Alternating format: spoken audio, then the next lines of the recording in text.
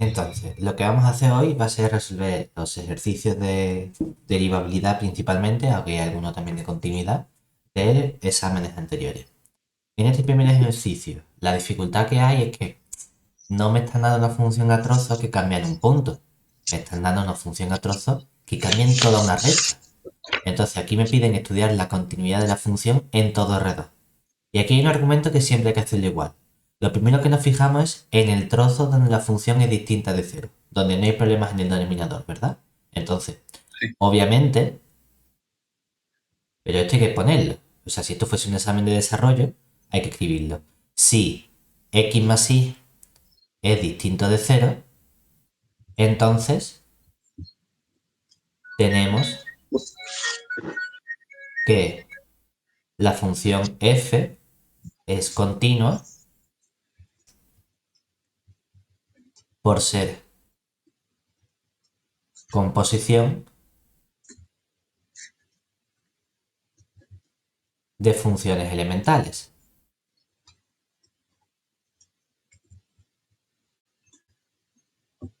¿De acuerdo? Vale. Es decir, como ahí tengo polinomio x, tengo seno, polinomio x más y, cociente, y no hay nada que falle, ahí todo funciona bien. Vale. En la región x más y igual a cero, es decir, análogamente, si x más y es igual a cero. Porque entonces, ¿qué tengo? Es que tengo la constante cero. Una constante, claro que es continua. ¿De acuerdo? Ahí no hay ningún problema. El problema es en los puntos donde cambio de definición, ¿verdad? Entonces vamos a decir qué pasa cuando cojo un punto en el que voy de una región a la otra. ¿Qué hacemos ahí? Primero hay que tener cuidado porque aquí tengo más de un punto. Es decir, observemos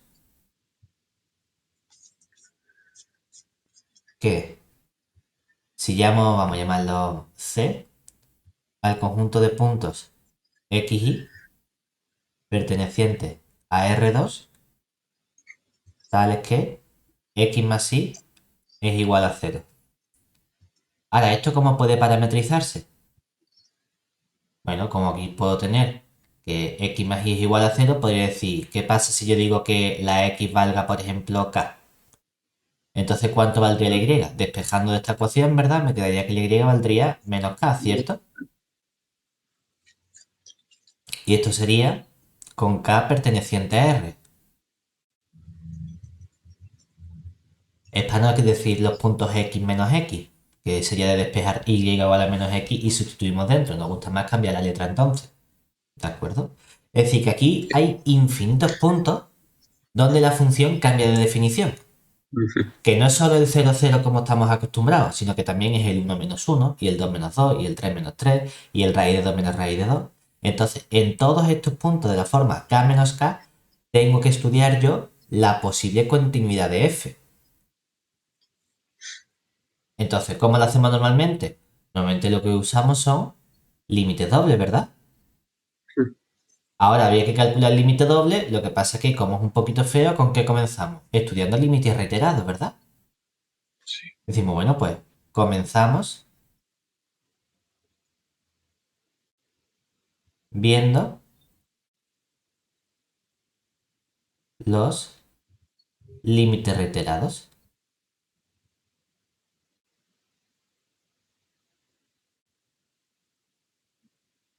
¿Qué sería? Sería decir, para un punto de la forma k menos k. Es decir, yo comienzo diciendo, bueno, pues cuando la x tiende a k del límite, cuando la y tiende a menos k de la función f de x y, ¿verdad? ¿Y esto qué nos quedaría? El límite, cuando la x tiende a k del límite, cuando la y tiende a menos k, ¿de quién? De la función x más el seno de x más y, y todo eso dividido entre el x más y, ¿verdad? Sí. ¿Cada qué nos quedaría? Pues esto nos quedaría simplemente el límite cuando la X tiende acá, ¿de quién? De X más el seno, ¿de quién? De X menos de K, X menos y todo eso dividido entre el X X menos menos K, ¿verdad? Mm, Que a fin de cuentas, si no nos gusta esto que tenemos aquí, nosotros podemos hacer un cambio de variable. En el sentido de que, bueno, en los límites esas cosas las podía hacer. Yo llamo, por ejemplo, X tilde va a ser X menos K, y entonces este límite se convierte en el límite cuando la X tilde tiende, si X menos K es X tilde y la X tiende a K, la X tilde tiende a K menos K, que es a 0, ¿verdad? Aquí en mm, lugar de X pondría X tilde más el K cuando yo despejo, y así aquí me queda el seno del X tilde entre el X tilde, ¿verdad? mm. Todo esto es para que veamos el qué. Que esta expresión que tengo aquí, X tilde entre X tilde vale 1. Más, aquí me queda K entre el X tilde. Y aquí me queda más el seno del X tilde, todo eso dividido entre el X tilde, ¿verdad? Ahora, ¿cuándo es esto un problema? Obviamente el seno de X tilde entre X tilde, ¿a qué tiende? A 1, ¿verdad? Pero Sí, en esta parte que tengo aquí, ¿eso a qué tiende? infinito, Constante entre X tilde tiende a, infinito. no está definido, o infinito, o depende si es por la izquierda o por la derecha. Ahora, hay un caso en el que esto no sería un problema, ¿verdad? Si esta constante valiese ¿cuánto? Cero. Porque si esto Mm, valiese cero, antes de tomar el límite, ¿qué pasaría? Que habría que. Que no estaría este término, ¿verdad? Y todo esto funcionaría a priori bien, ¿cierto? Mm, Entonces lo que decimos que es, para empezar, que este límite, vamos a ponerlo así, aunque no es un igual, simplemente decimos, no existe si la k es distinta de cero, ¿verdad? Porque si k es distinta de cero, este término de aquí no existiría. Ahora bien, mm. ¿puedo afirmar que el límite doble no exista? ¿Qué ha ocurrido con este límite reiterado que hemos calculado aquí?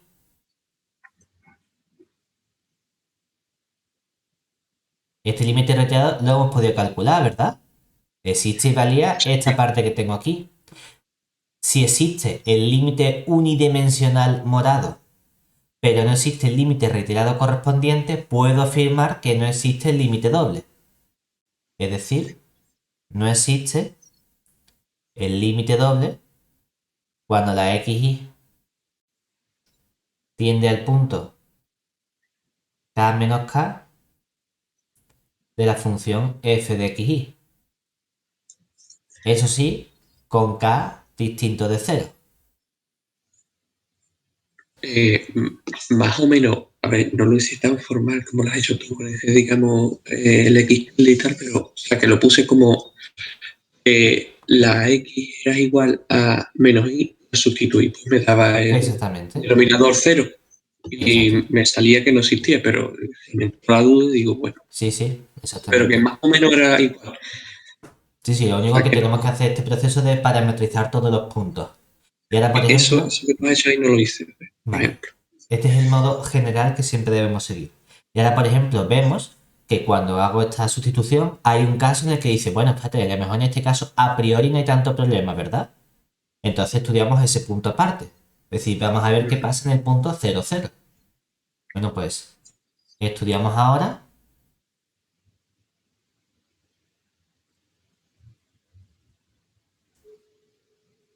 el caso k igual a 0. ¿Eso qué sería? Sería también estudio el límite reiterado, ¿verdad? Cuando la x tiende a 0 del límite cuando la y tiende a 0 de mi función f de xy. ¿Cada qué nos daría?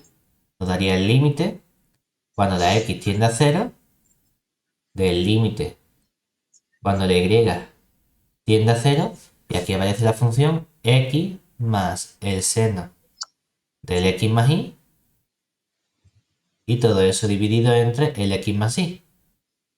Ahora, claro, cuando la y tiende a 0, ¿verdad? Aquí nos queda el límite, cuando x tiende a 0, de x más el seno de x partido por x. Que si queremos, dice, bueno, es que esto lo puedo simplificar, decir x entre x es 1, y aquí luego nos queda el seno de x dividido entre x. Y este límite sí existe. Límite de 1 es 1, límite del seno de x entre x cuando la x tiende a 0 tiende a 1, 1 más 1, 2, ¿verdad? Sí. Pero en el punto 0, 0, ¿cuánto vale la función f? 0 más 0 es igual a 0, por lo tanto vale 0. Es decir, este número 2 es distinto de 0, que es lo que vale la función f en el punto 0, 0. Para que sea continua, no solo tiene que existir el límite doble, además debe coincidir con lo que vale la función en el punto. Entonces, no me hace falta averiguar, yo no he estudiado si el límite doble existe o no, pero si el límite doble existiese, ¿cuánto debería valer Cero. para que fuese continua? 0. Esto me está diciendo que el límite doble, en caso de que exista, vale 2. Oye, que a lo mejor resulta que el límite doble existe y vale 2. En cualquier caso, no va a coincidir con 0, por lo tanto, aunque exista el límite doble, no puede ser continua. Es decir, aunque exista el límite doble, cuando la xy tiende al 0, 0 de f de xy, su posible valor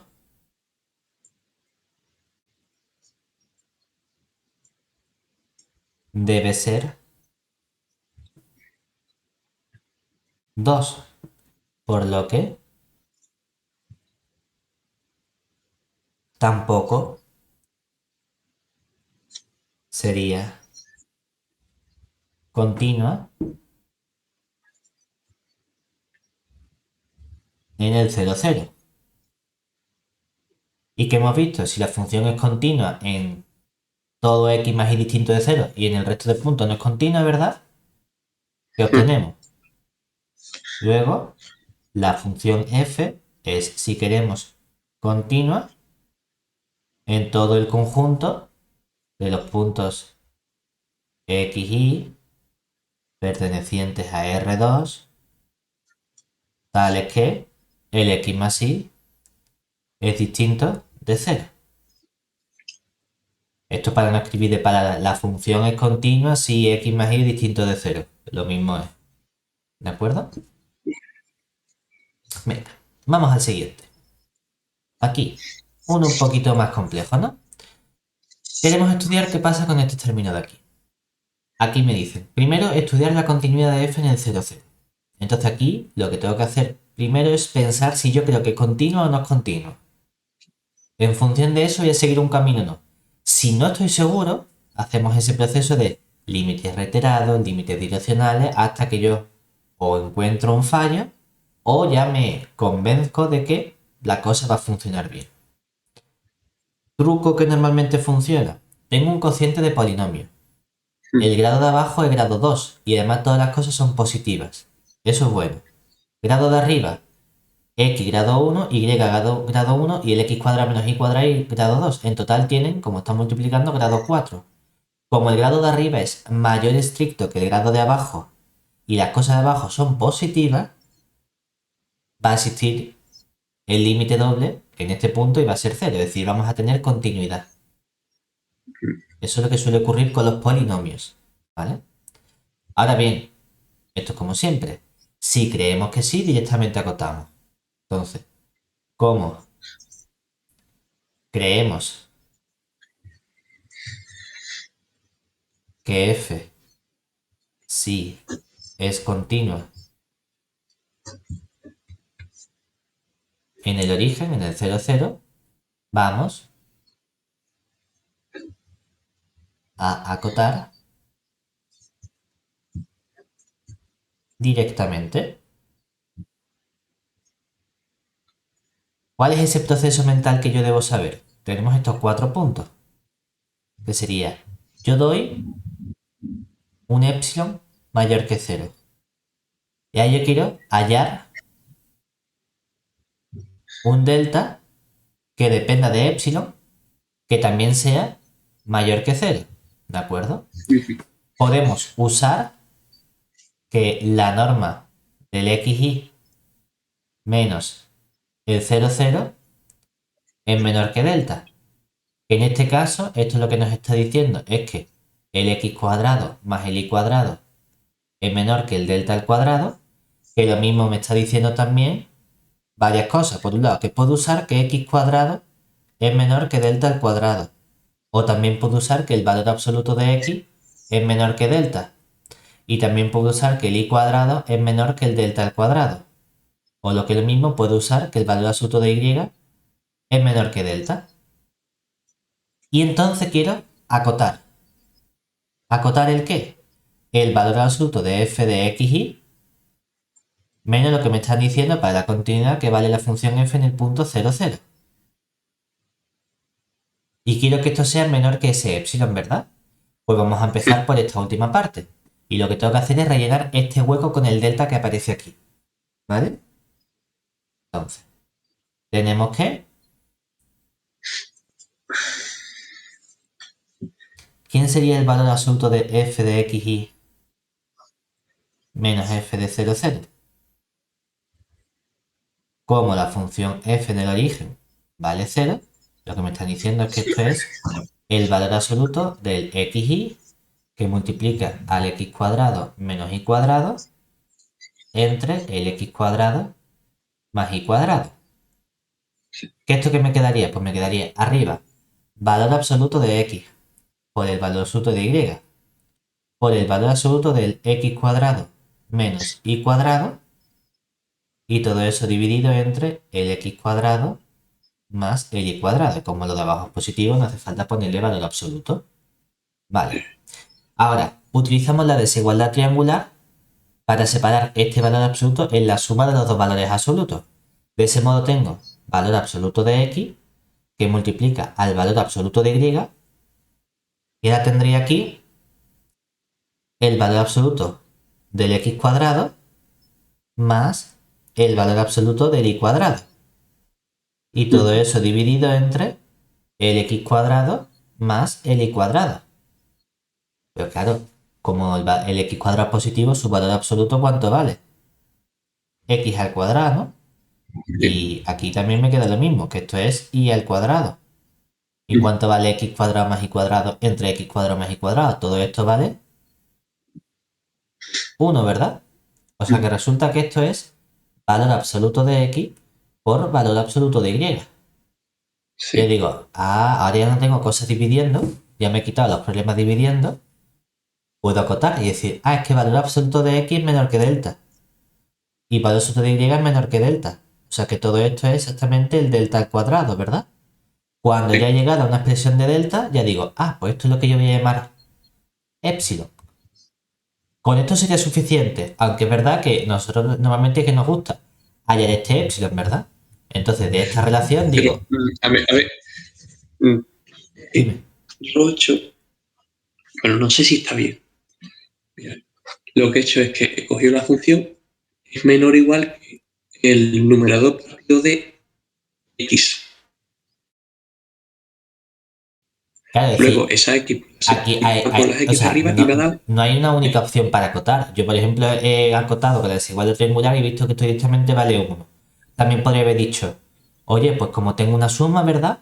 Me fijo en el x cuadrado entre x cuadrado más y cuadrado y primero elimino la y cuadrado. Y así me queda x cuadrado entre x cuadrado, que es 1. Y ahora me voy al y cuadrado y lo que hago es que elimino el x cuadrado y me queda y cuadrado entre y cuadrado, que es 1. Y en este caso acotando me quedaría 1 más 1, que es 2. Y aquí me saldría un 2 delta al cuadrado, por ejemplo. A mí se me ha quedado como delta. Es decir, que no hay un único modo de acotar, O ¿eh? sea, que no pasa nada si no te sale No pasa, exactamente. porque tú has hecho una acotación, pero a lo mejor otra acotación válida. Yo también podría haber usado otra acotación, que es decir que el x cuadrado más y cuadrado es menor o igual que un medio entre el valor absoluto de x por y. Y entonces de este modo aquí se me iría este valor absoluto de x, este valor absoluto de y me quedaría x cuadrado más y cuadrado, todo eso dividido entre 2. Y entonces aquí me Vale, quedaría un delta al cuadrado entre 2. Es decir, que acotando de tres modos distintos puedo llegar o al delta al cuadrado, o a 2 veces delta al cuadrado, o a un medio de delta al cuadrado. Obviamente la acotación un medio de delta al cuadrado es mejor porque es más chica, pero las tres acotaciones son válidas. vale, vale. De este modo, si acoto así, lo que diría es que formalmente el delta, ¿quién sería? Pues el delta sería la raíz del épsilon. Que esto no hace falta siempre que lo pongamos, ¿no? Con que tú llegues a esto es suficiente. Si el delta sería despejarlo, ya está. Vale, pero se puede despejar sin ningún problema. ¿De acuerdo? ¿Qué Vale. significa que haya completado este proceso y haya hallado este delta de modo que se cumple las dos acotaciones? Que f es continua en el origen, en el 0, 0. ¿Se entiende? Sí. Vale, ahora vamos a los siguientes puntos. En estos puntos lo que queremos es hallar las derivadas parciales, ¿verdad? Ahora decimos, bueno, vamos a ver qué ocurre para estos valores. En general, ¿qué teníamos que hacer? Bueno, si yo tengo un punto x y distinto del 0, 0, puedo estudiar cuánto vale esta derivada parcial, ¿verdad? Sí. Vamos a verlo. Entonces decimos, bueno, vamos a calcular cada uno de estos cuatro términos. Sabemos que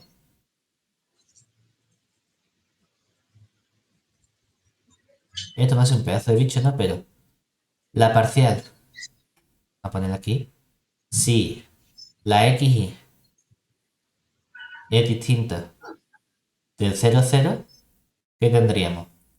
Vemos que la parcial de f respecto de x en un punto xy, ¿cómo nos quedaría?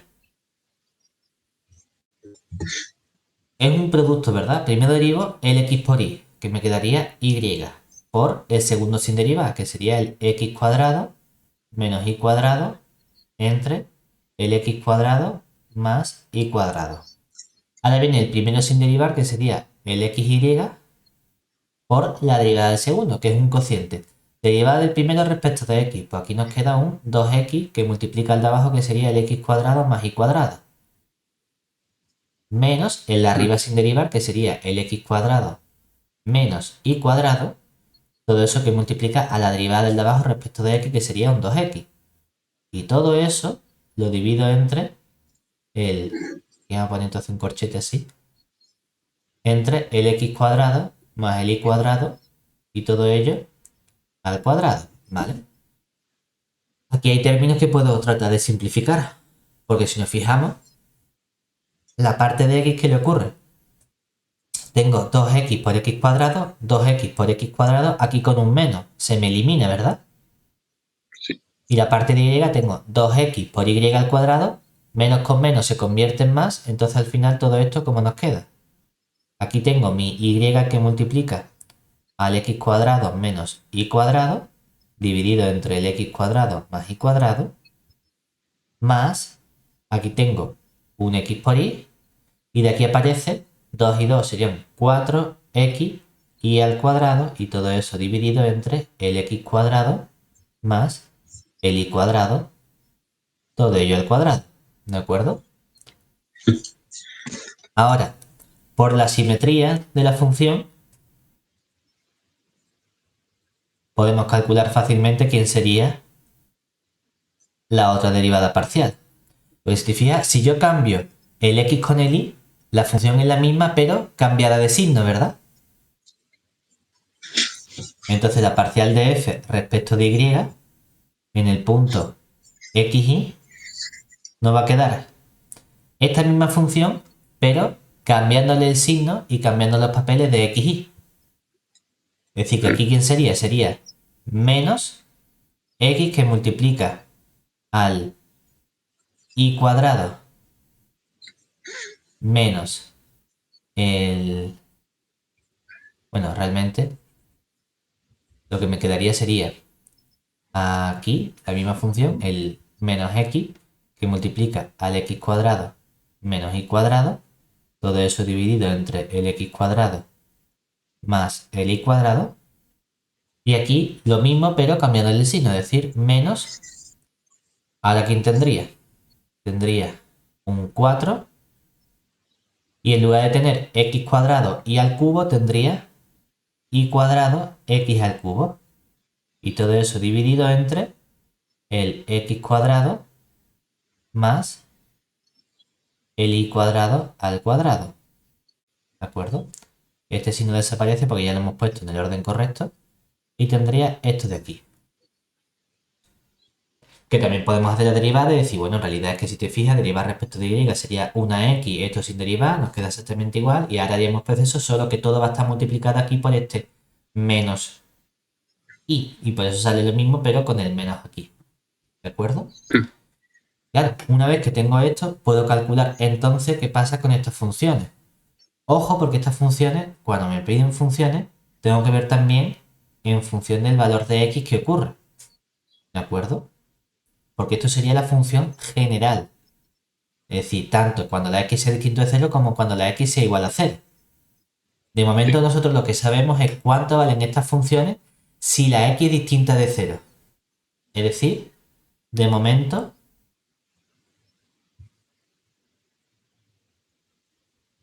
si tanto la x como la y son las dos simultáneamente distintas de 0, nosotros lo que sabemos es que la parcial de f respecto de x en el punto x, 0, ¿cuánto vale?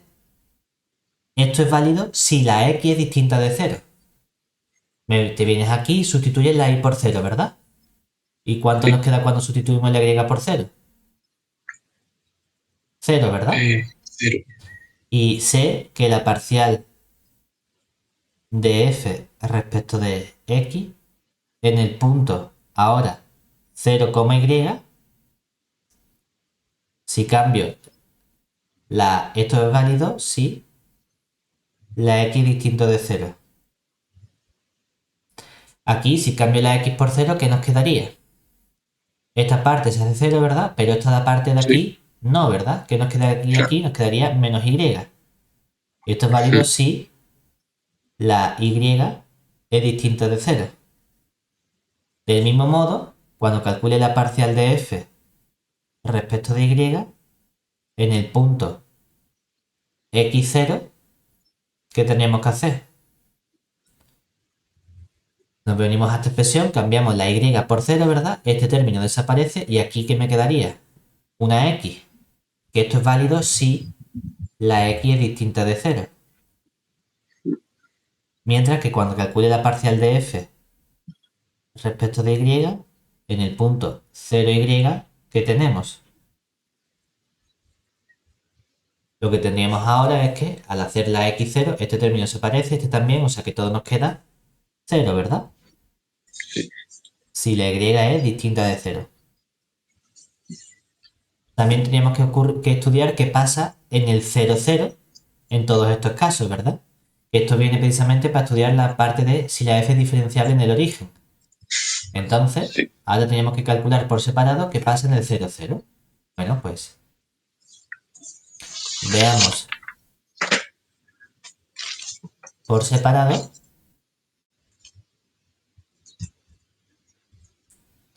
qué ocurre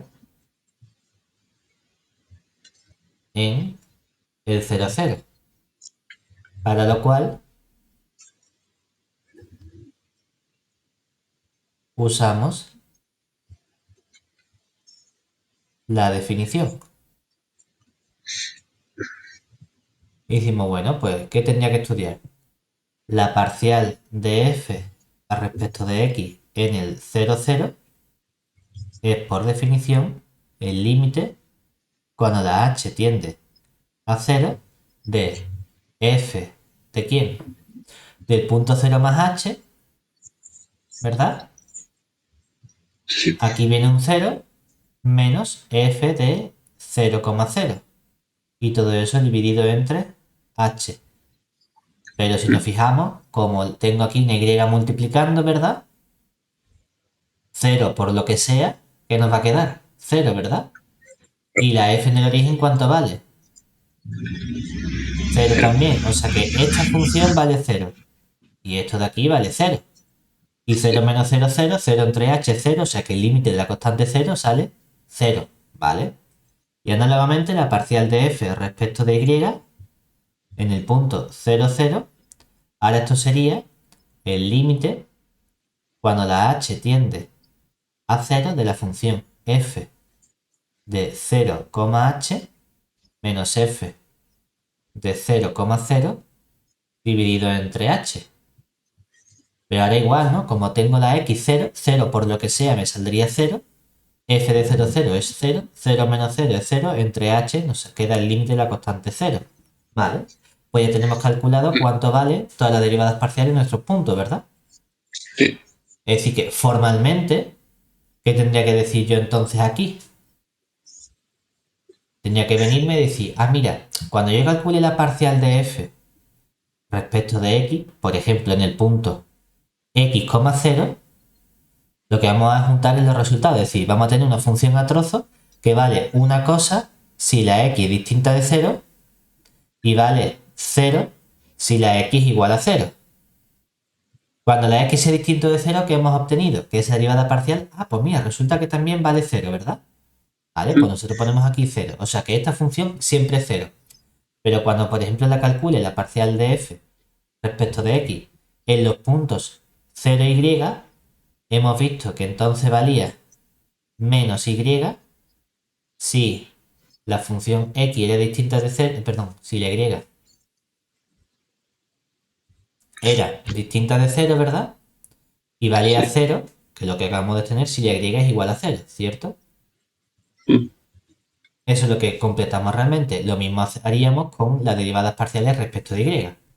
Lo único que son unas funciones a trozos, ¿vale? Muy bien, vamos ahora con la diferenciabilidad. Y para diferenciabilidad está bien que hayamos calculado estas derivadas parciales, ¿verdad? ¿Por qué? ¿Qué tenemos que hacer o que estudiar para ver si la función es diferenciable? Entonces, Ok. recordemos que f es diferenciable, en este caso en el 0, 0, si el límite doble cuando xy tiende al punto 0, 0 de f de xy menos f del 0, 0 menos el vector gradiente de f en el 0, 0 multiplicado escalarmente por el xy y todo eso dividido entre la norma del punto xy. Si este límite existe, pero aparte de existir tiene que valer 0, ¿de acuerdo? Entonces, bueno, pues vamos a ver cuánto vale ese límite a priori. Primero vamos a sustituir las cosas a ver qué nos quedaría. Estudiamos cuánto vale este límite cuando xy tiende al 0, 0 de mi función f de xy menos f del 0, 0 menos el gradiente de f en el 0, 0 multiplicado escalarmente por el xy, y a todo esto le resto la norma del punto xy. En este caso nos quedaría el límite doble cuando xy tiende al 0, 0 de quién. Bueno, pues aquí tendríamos que la f del 0, 0 sabemos que vale 0 por definición. Y aquí hemos calculado este vectorante, ¿verdad? Que es el vector parcial de x en el 0, 0 y parcial de f respecto de y en el 0, 0.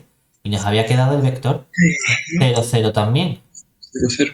O sea que aquí, ¿qué nos queda? La función f de xy, que es esta expresión de aquí, es decir, sería el x por el y que multiplica al x cuadrado menos el y cuadrado, todo eso dividido entre el x cuadrado más el y cuadrado, y todo eso lo divido entre la raíz del x cuadrado más y cuadrado, ¿verdad?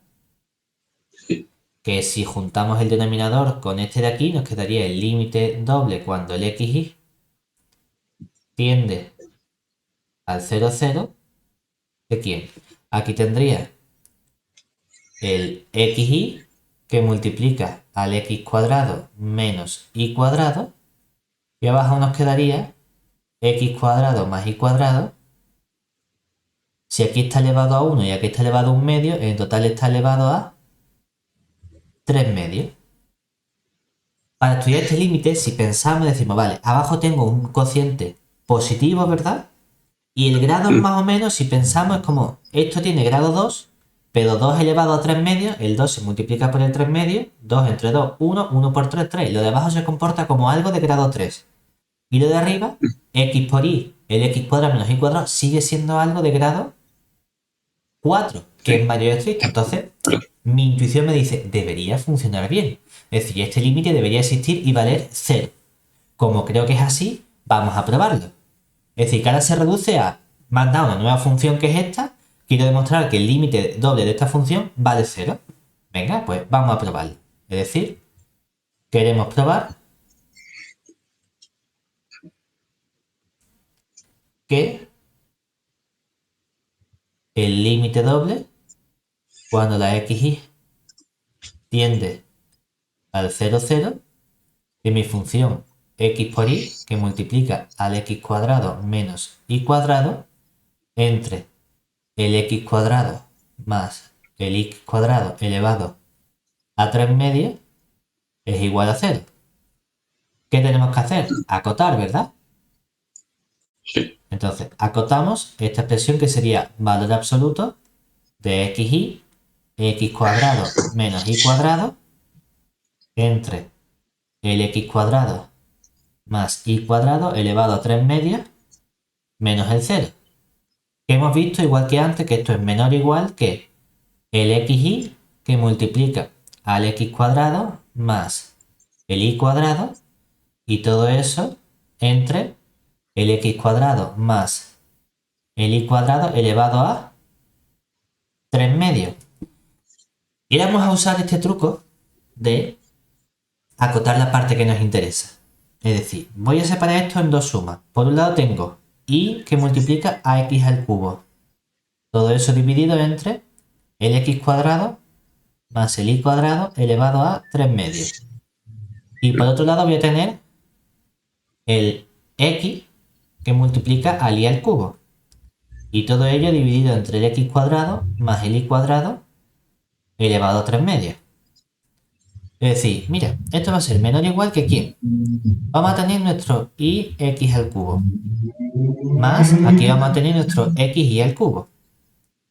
Vamos a dividir, vamos a dividir. Pero, por un lado, vamos a decir, bueno, es que yo puedo usar que x cuadrado más y cuadrado, eso por un lado es mayor o igual que x al cuadrado, ¿verdad? Por lo tanto, cuando yo divida, el 1 partido x cuadrado más y cuadrado es menor o igual que 1 entre el x al cuadrado. mm, Pero cuando yo eleve todo esto a 3 medios, me va a quedar todo esto elevado a 3 medios. sí, sí, Que es verdad que esto sería 1 entre el valor absoluto de x elevado a 3. Ah, pues entonces esto lo voy a dividir entre el valor absoluto de x elevado a 3. Perfecto. Realmente aquí tenía un fallo, y es que aquí se me olvida poner un valor absoluto, valor absoluto. Aquí, y aquí, y aquí, y aquí. ¿De acuerdo? Ahí han comido ese valor absoluto. Ahora, por otro lado, si hacemos el mismo razonamiento, pero con el y, también tengo que el x cuadrado más el y cuadrado es mayor o igual que ¿quién? Que el y al cuadrado, ¿verdad? Entonces todo esto me diría que aquí abajo puedo acotar por el valor absoluto de y al cubo, ¿verdad? mm, Por lo tanto, ¿eso qué significa? Que en este caso simplifico este x cubo con este x cubo y nos queda que esto es igual al valor absoluto de y. Simplifico este y cubo con el y cubo, me queda valor absoluto de x, ¿cierto? sí, Pero aquí no lo hemos puesto si esto fuese un examen, aunque ya he hecho un ejercicio. Hay que ponerlo otra vez, lo del delta y todo ese proceso, ¿sabes? Aquí diría que esto es menor que delta más delta, que es ¿cuánto? 2 delta. Y este es nuestro epsilon que buscamos. mm, Es decir, que aquí te dicen, dado este epsilon mayor que 0, nosotros queremos hallar el delta, que en este caso nos ha salido epsilon partido por 2, que también es mayor que 0, ¿Qué podemos usar? Podemos usar que la norma del xy menos el 0,0 es menor que el delta, que esto ha sido equivalente en este caso a usar que el valor absoluto de x es menor que delta y el valor absoluto de y es menor que delta, para acotar el valor absoluto de mi función f, ¿verdad? O bueno, no voy a poner f porque f es la función que he mandado inicialmente, ¿no? Que el valor absoluto de todo este término, que es el xy, x cuadrado menos y cuadrado entre el x cuadrado más y cuadrado menos el 0 es menor que epsilon. Como hemos obtenido precisamente el delta de modo que esto se cumple, concluimos que el límite doble de esta función vale 0, ¿verdad? Sí. Pero que este límite doble sea el 0, ¿qué significa? Que mi función es diferenciable, es decir, luego f es diferenciable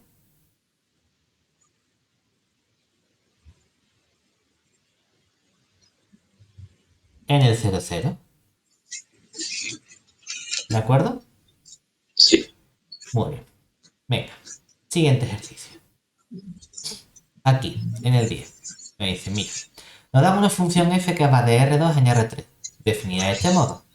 Me piden hallar la matriz jacobiana de la función f en el origen. Vale, esto sería sencillo, ¿no? Es decir, ¿qué tenemos que hacer para calcular la matriz jacobiana de la f? Calcular las distintas derivadas, ¿no? Entonces, primero derivamos para hallar lo que sería la matriz jacobiana de la función f en un punto x y genérico. ¿Qué aquí nos quedaría? Es una función que tiene tres funciones, ¿verdad? Entonces va a ser una función que tiene tres filas. Cojo la primera función, que sería el x cuadrado menos 3y. Y derivo respecto de x. Derivo respecto de x y me queda un 2x. Siguiente componente, derivo respecto de y y me queda un menos 3. Vale, ahora me voy a la segunda función, que sería el y por x. Y la derivo primero respecto de x y me queda y. Y la derivo luego respecto de y me queda x, ¿vale? Y por último nos vamos a la tercera función. La derivo primero respecto de x y nos queda un 2. Y la derivo luego respecto de y, que aquí nos queda un menos 2y entre y al cuadrado, ¿verdad? Perdón, entre el 1 más y al cuadrado, ¿de acuerdo? Muy bien, pues así tengo calculada mi función o mi matriz jacobiana en todos los puntos. Ahora simplemente tengo que sustituir, ¿verdad? Y digo, pues la matriz jacobiana de f en el punto 0, 0, ¿quién sería? Sustituimos y ¿qué nos queda? Nos queda aquí cambiar simplemente por 0. 2 por 0, 0, menos 3, 0, 0. Y aquí 2, menos 2y, 0 entre lo que sea, distinto de 0, 0, ¿verdad? Vale, pues esta es mi matriz jacobiana. ¿Estáis bien? Sí. Vale. Ahora decimos, siguiente apartado. Ya tengo mi matriz jacobiana en el punto 0, 0, ¿verdad? Queremos ver cuánto vale esta función de aquí. Ahora me piden estudiar la composición que tenemos aquí, ¿cierto? Entonces, recordemos que ya hemos calculado cuál es la matriz jacobiana en el origen de la f, ¿verdad? Y la matriz jacobiana de la f en el 0, 0, ¿quién sería? Hemos visto que era la matriz, nos quedaría un menos 3, 0, luego el 0, 0 y luego un 2, 0, ¿verdad? Vale. Ahora, aquí queremos aplicar la regla de cadena, ¿verdad? Entonces, aplicando la regla de la cadena, ¿qué tenemos? Que cuando yo calcule esta derivada, ¿verdad? ¿Quién sería la matriz jacobiana? la matriz jacobiana de la composición de G con F en el punto 1, 2 es, usando la regla de cadena, la matriz jacobiana de la función f evaluada en G de 1, 2 y todo esto multiplicado por la matriz jacobiana de G en el punto 1, 2. ¿De acuerdo? ¿Qué nos queda entonces? Claro, que esta G de 1, 2, ¿cuánto vale? Me han dicho que G de 1, 2 vale 0, 0, ¿cierto?